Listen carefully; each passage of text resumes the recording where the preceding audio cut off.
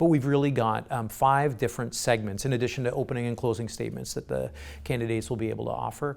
We've got 5 segments, and so one of them is on poverty. So we're going to talk about poverty.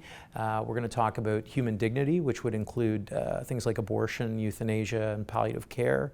The third area is Christian persecution, religious persecution in general, but specifically talking about Christian persecution in the world. We're going to talk about the environment, and we're going to talk about immigration and refugee sponsorship.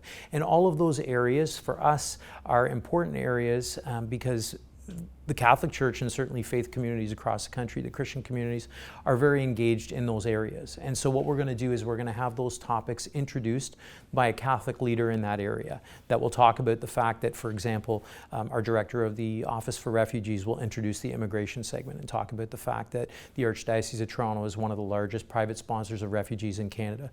Talk a little bit about the work we do, why we have a stake, so to speak, in that issue, and then we'll pose the question that will be moderated by Don Newman, and we'll spend about 12 to 13 minutes on each segment.